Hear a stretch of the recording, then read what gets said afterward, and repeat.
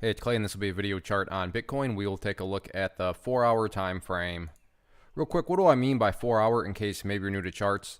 Instead of each one of these candlesticks here, as they're called, representing 1 day's worth of price action, which is what you would normally see, each one represents 4 hours. So while this here may look like a couple of months worth of time, it's actually just the past several days broken down into 4-hour time slices.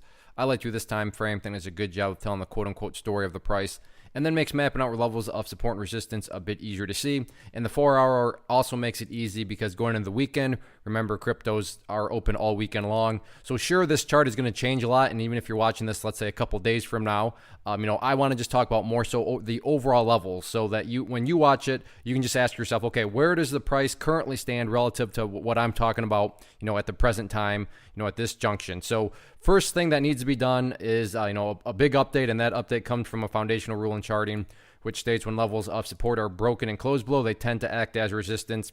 And 6,000, as I talked about in yesterday's video on Thursday, talked about how it was looking like 6,000 was probably going to get at least tested, if not more. And, quote unquote, if more part happened, as the price just flushed down through there and things got pretty nasty. Now, things are actually going sideways right now.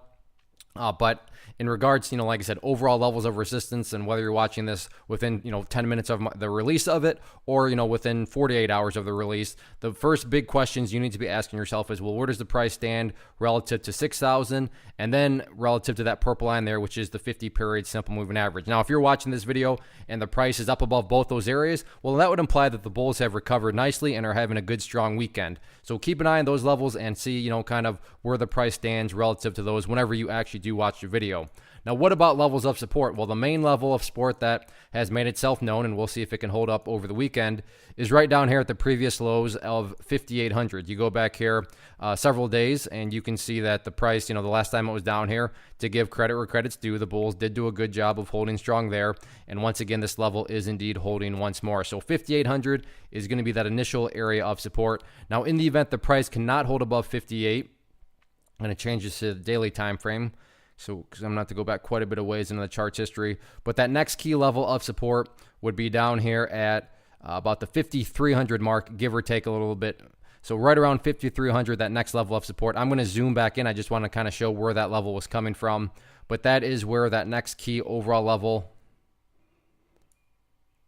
Let's see what's going to bring it back into focus there. Maybe I should have just stayed at the daily time frame. Well, you're a smart individual. You know what the number that was there. So 5,800, first level of support, 5,300, the next one. So again, under that same philosophy, if you're watching this on Sunday and the price is down at 5,000, well, that would imply that the bears are having that much stronger of a weekend because the price is not only broken below 5,800, but also 53. So that's how the chart's going to remain relevant for a long time over the weekend, mapping out those key levels. So again, just start off the video with asking yourself, where are things at relative to these levels, and that'll kind of keep the chart relevant for you as long as possible.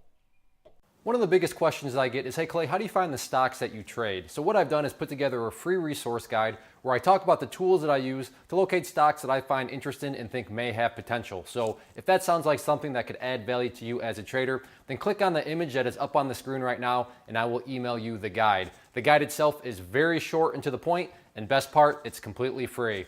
Thanks for watching the video. Let me know if you have any questions.